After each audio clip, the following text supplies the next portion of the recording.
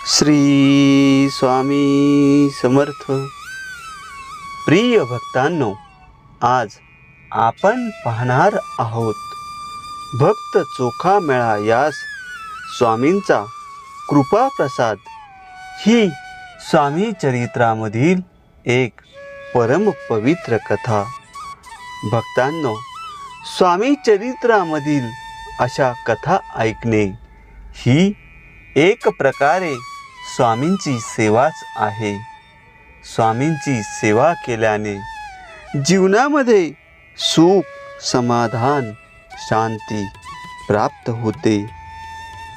तर अशा या परम पवित्र कथेला सुरुवात करण्यापूर्वी कमेंटमध्ये सर्वांनी श्री स्वामी समर्थ असे लिहून चॅनलला सबस्क्राईब करा. श्री स्वामी समर्थ. एकदा चोखामेळा नावाचा भजन करणारा गृहस्थ अक्कलकोट येथे आला. त्यावेळी महाराज अतिशय कोपायमान अवस्थेत होते. स्वामींच्या चरणी जोहार मायबाप करून त्याने प्रल्हादावर नृसिंह अवतारी परमेश्वराने कृपा केली त्याबद्दलचे अभंग तो म्हणू लागला. सर्व लोक त्याच्या गोड आवाजातील भजन ऐकून त्याच्या भजनात गर्क झाले. शेवटी हे त्याचे समयोचित दर्याद्र भजन सहृदय महाराजांनी श्रवण केले. तेव्हा महाराजांचा राग विलय पावून त्यांना प्रेम पान्हा फुटला व समर्थ गदगदा हसू लागले. नृसिंह अवतार पाहून जेव्हा हिरण्यकश्यपूसह इतर सर्वजण भयाने थरथरू लागले व पळून गेले, तेव्हा प्रत्यक्ष प्रभूच्या चरणाशी वास करणारी रमा ती देखील पुढे जाण्यास धजली नाही. परंतु तो 5 वर्षांचा प्रल्हाद त्याने त्या उग्र तेजास न भिता एकदम श्रींच्या चरणी मिठी मारली.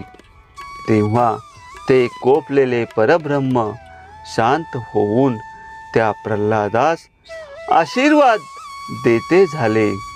याप्रमाणे त्या भजन करणाऱ्या चोखा मेळ्यावर महाराज दयाधन होऊन त्याला स्वहस्ते प्रसाद देते झाले आणि म्हणाले, तुझा मुलगा मोठा सत्पुरुष होईल.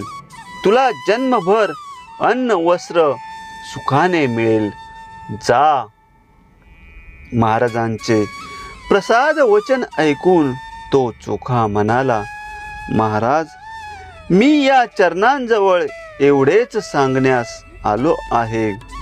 आपण पूर्ण ब्रह्मरूप आहात. मी दीनदास आहे.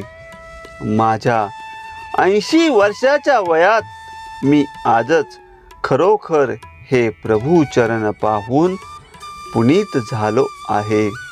मला ज्ञानेश्वरी अवगत आहे, परंतु मी नीच अज्ञदास असल्याने काही ठिकाणी मला तिचा अर्थ लागत नाही. हे त्याचे बोल ऐकून महाराज म्हणाले, तुझा मुलगाच तुला तो स्वानुभवपूर्वक तिचा चांगलाच अर्थ सांगेल.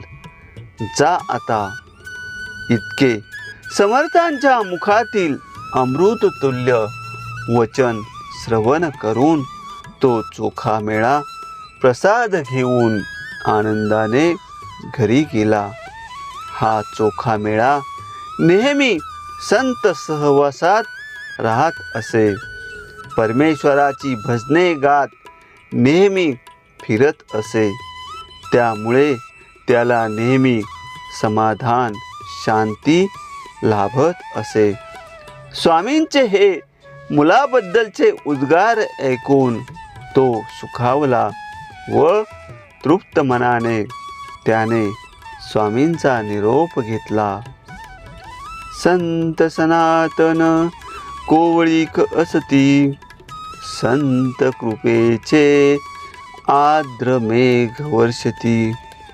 अशा प्रकारे स्वामी चरित्रामधील ही पवित्र कथा संपन्न झालेली आहे. भक्तांनो, पुढील पवित्र कथा ऐकण्यासाठी चॅनलला सबस्क्राईब करा आणि स्वामींचे आशीर्वाद मिळविण्यासाठी कमेंटमध्ये श्री स्वामी समर्थ असे लिहा. श्री स्वामी समर्थ.